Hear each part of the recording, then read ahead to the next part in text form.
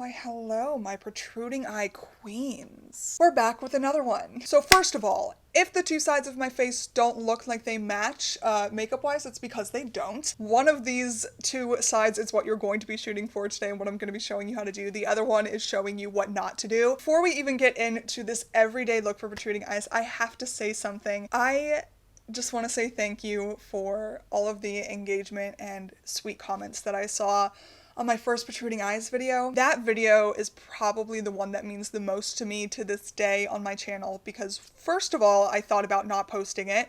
It was something that I felt like was a really small niche of the internet. I felt like it was something that no one was gonna watch because no one talks about protruding eyes. And I thought that was because no one was interested. But when I did post that video, I saw this beautiful community of women with protruding and deep set eyes come out in the comments. It was so inspiring to me to see so many of you come out in the comments, and I just want to say thank you for saying something, because I would not be making this video if I didn't get that support from you guys and didn't hear back from you saying how much you appreciated it. So that being said, I have now sat down and planned out so many videos just talking about our eye shape for our community. I need two things from you. One, I need your help. I need suggestions. Tell me what you want to know about with our eye shape, and I will do my best to come up with video content for that. The other thing I need is your patience, because I went out and looked on YouTube for the videos that do exist about our eye shape. I read the comments in those sections and kind of paid attention to what people were requesting those channels do, and a lot of them were requesting an everyday makeup look. So that's where the video idea for this came from and why I prioritized this one. I wanted to post this one first, but I asked for your patience because I don't have anything to go off of here besides my own experience. I'm literally having to create this from scratch. If there are any tips that you have too that you think I should try and then maybe talk about in a video, give you my feedback on them, then let me know. But without further ado, let's go ahead and jump into this everyday makeup look for protruding eye queens like yourselves. I'm gonna try not to repeat myself too much in this video. I'm gonna just kind of mix in some new tips with the stuff that I always recommend for protruding eyes. So if you've seen my other video, I'll link it up here in the cards somewhere, then you already know some of this. So I like to start with color correction. This is a step you can skip, and honestly, this is a new step to me, doing any kind of color correction for my protruding eyes. But I am going to do a quick overview of like how to use color correction. So I'm going to put a color wheel up here somewhere. There are all different kinds of color correctors out there, but I'm just going to be focusing on the stuff that we really need. So most people with protruding or deep set eyes are going to have bags underneath their eyes or like shadow that is either going to be blue and like purpley or green. So a lot of color correctors out there will deal with like dullness or hyperpigmentation, and that's like just a totally different video. We're not going to focus on that today. Looking at this color wheel up here that I'll put up on the screen, you want to focus on literally going opposite of the color that your bags are or what you're trying to conceal. Check out your under eyes. If you feel like they're more blue and purple, then go for a peach or orange corrector. If you feel like they're more green, then go for a red one. So for me, I feel like my color correction needs are more to correct blue and purple hues in my under eyes. Something a little bit more orangey peach is what I'm going to do, and I will show you exactly where I'm going to apply it. It's basically going to go, and I don't have any other makeup on right now. I'm completely barefaced. It's basically going to go everywhere that needs to be corrected. It's kind of going to be like a concealer, at least as far as where you place it. So I'm going to put it all over the lid for today's look. And like I said, you can skip this step and just use concealer, and I think it's going to look just fine on you. But I do want to show you the difference just so you know. So what I'm going to do in this look is do the opposite of what I'm recommending on this eye. So I'm just going to do concealer on this eye today, and then you can judge for yourselves if you think color correction is going to be right for you. I'm making sure to hit this outer area too. Sometimes people forget about this one. I get a little bit blue right here, like literally on the corner of my eye. And then I've just dragged it underneath the eye and all over the lid.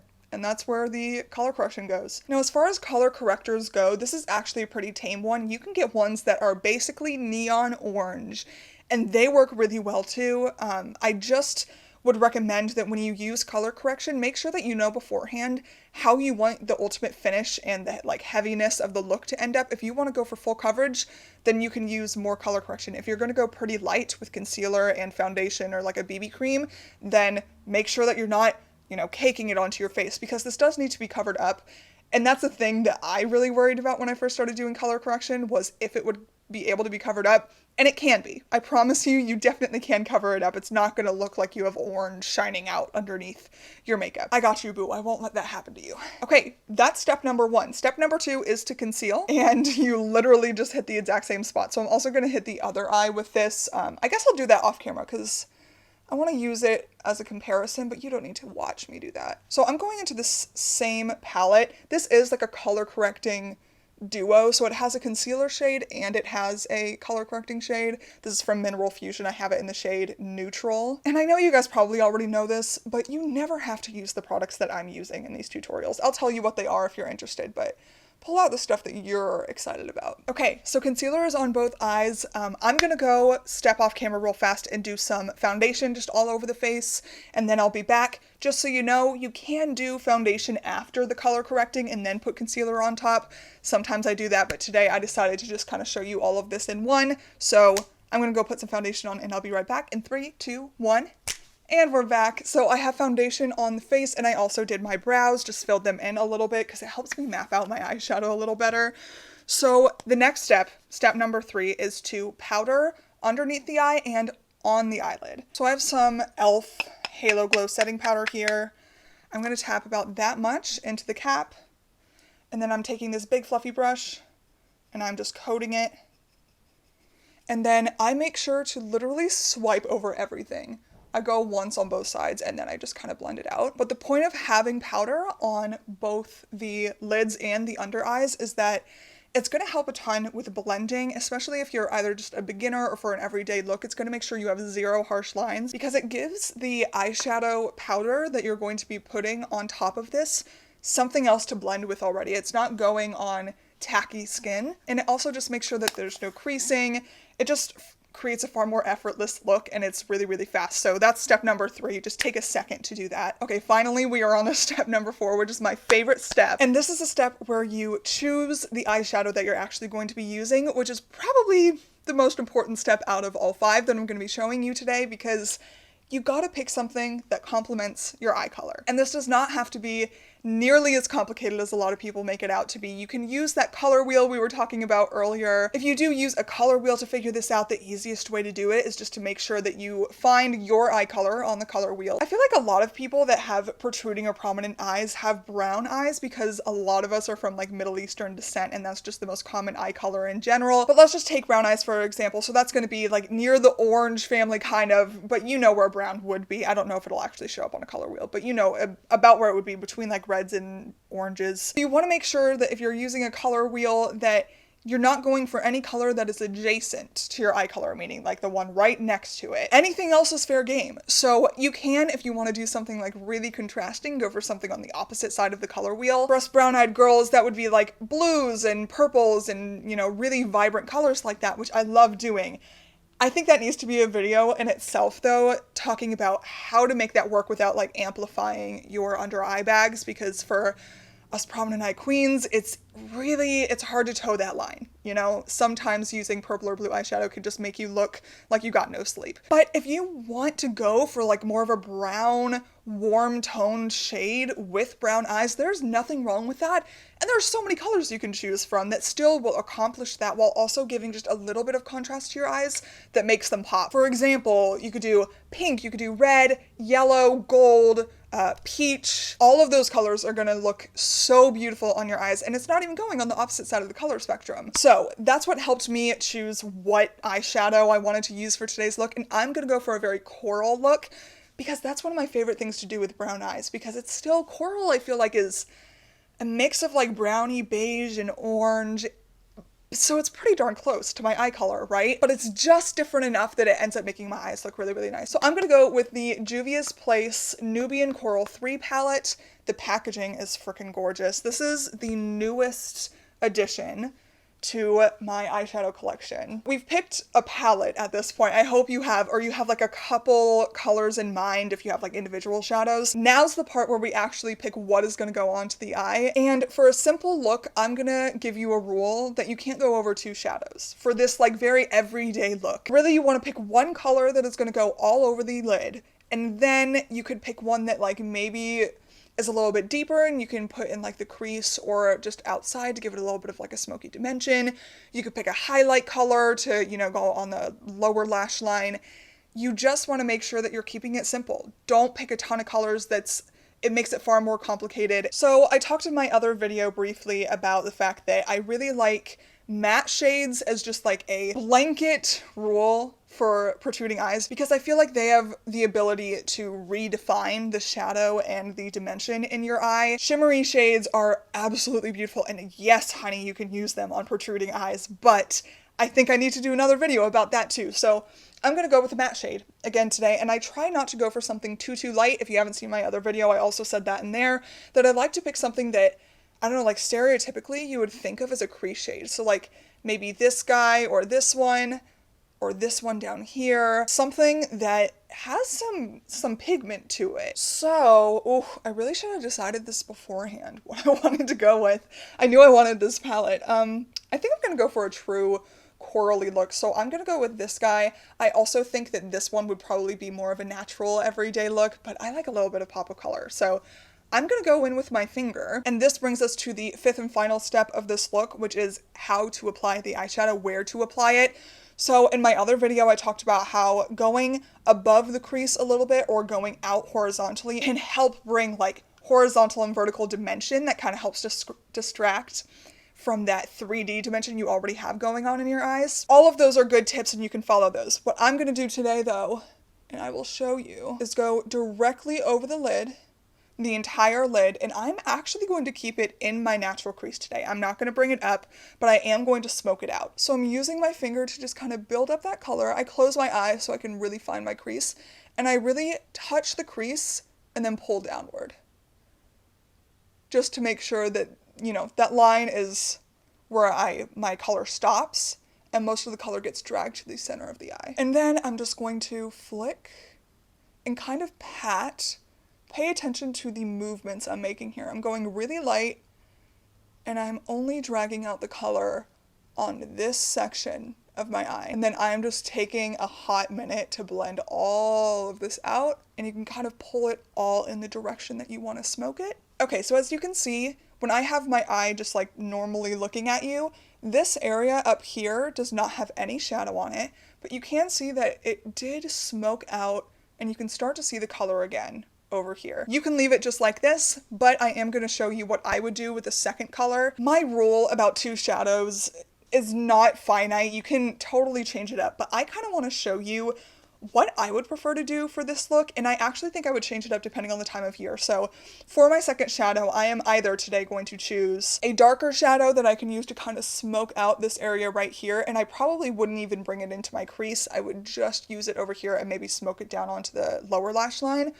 Or I'm going to pick a highlight, like sparkly color maybe, that I'll put in my inner corner and put just on the lower lash line.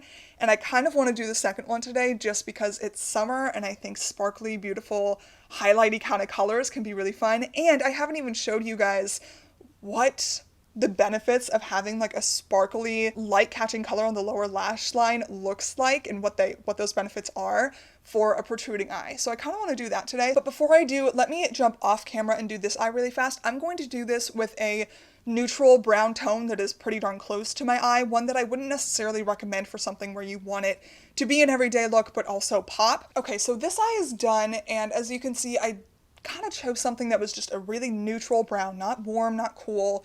And I did go with something that was a little bit lighter than I would probably recommend, that didn't have quite as much pigment as this one, just to kind of show you, this is something that I see a lot of people do. So I want to be able to show you kind of the contrast of what you might be doing right now versus what I would recommend. The only shimmer shade that I would not use in this palette is this guy down here, because he is already, it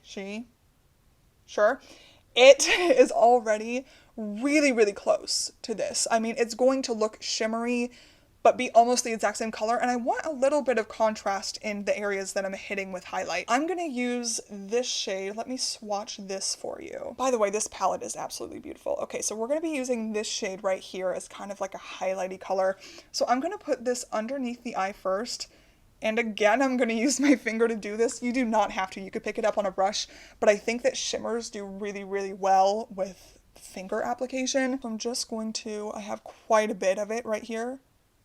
And I'm just going to work this, literally just touch the tip of my finger to my under eye. I'm gonna pull down slightly and get it on that waterline. All right, so that's looking a little crazy. I am going to, however, pop a little bit of that right here, and we're going to make this look far better, okay? So this is where brushes come in, and the nice thing is, since we already put powder underneath the eye, I can brush some of this away and just buff it because it didn't stick to the skin in like a tacky sort of finish.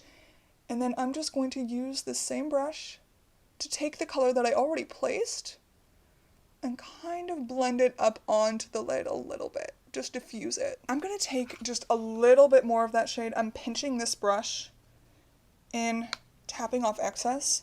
Then I'm going to pinch again and just work a little bit more of that just on this outer third of the lower lash line, just to build up the dramatic effect a little bit on the outer portion of the eye. And then I'm just kind of blending it lightly up to meet that peach shade. For my alter ego eye over here, to kind of show you what I mean, I think I'm going to try to find a shimmer shade in my collection that is really close to this neutral brown and put that in the lower lash line as well, have it all just be kind of one tone. So I'm going to do that really fast, then I'll put on mascara and we will be right back. Alright guys, so we are back. Mascara is on. I used the Crystal Flower shade from the Pacifica Cosmic Heaven Fused palette for this eye, and then I used the Well People mascara on both eyes. One thing that I did forget to mention, and this isn't really part of the eye look, so I'm not going to call it a step. You may have noticed that I didn't put any bronzer or blush or contour or anything like that on my face yet, so I figured I would kind of mention that step real fast. I hadn't planned that out in my notes for this video, but I realized when I was putting mascara on that I just kind of naturally did it in that order and didn't explain why, so I might as well cue you into the blush and bronzer choices that I'm going to make right now really fast too, and use it as a teaching moment. So let's talk about this side really fast. I just pulled things that I feel like are pretty neutral shades that people would use pretty often. I'm gonna put these on this side of my face really fast, and then I'll be right back to explain to you guys what I would recommend you choose when figuring out what to put on your face for the good eye or the look that you've been trying to achieve so far. Okay, so that bronzer and blush are on, and then I just used a really neutral highlight from Physicians Formula. Let's talk about what I would do on this side. So I think for something where I've gone for a more warm toned look and I really want my eye color to stand out, my brown eyes, I'm gonna go for something a little warmer on this side of the face. So I'm gonna pull out my Mineral Fusion Luster Bronzer and Highlighter set. This is really beautiful because one, it's not matte. I love matte bronzer as much as the next guy, but I feel like something with just a natural amount of sheen, nothing glittery, can really like lend itself to a warm, beautiful look. So since we're going for something more everyday, this is like a nice neutral color, but it does have a slight bit of coral in there that's going to match with this eye color really, really well. This is the blush I'm going to use today. And then for something a little warmer and peachy like this, I'm going to go back into this Aether palette and use this peachy highlight in the shade Heart. And then I'm just going to top this all off with a lip gloss from Burts. This is in the shade Sparkling Cider. It's just a really clear tone with like a little bit of a beigey, a little bit peachy tint. And that's really realistic for me because I don't go for super vibrant looks on a daily basis anyway. And that's the look, guys. So just comparing the two sides, this is something that I see people do a lot. I think it does provide a little bit of dimension. I just don't think it's anything special. But compared to this side, I feel like there's a nicer color tone that's kind of carried out throughout the entire look that isn't just neutral, it's not muddy, it's fresh. I showed you a peachy look today because I feel like it is just a go-to for me for my brown eyes. I feel like this eye over here looks a lot more flattering, it looks rich, it looks deep, it looks a little warm compared to this eye over here, which just looks a little bit dull. And that is it for this video, guys. Don't forget to hit that like and subscribe button. And thanks again for 1, watching this entire video, and 2, for supporting my other protruding eyes videos so much. I promise you I'm going to come out with so much more content about our eye shapes so we can really build this community and find a place where we can talk openly about our experiences with protruding eyes. I'll see you in the next video.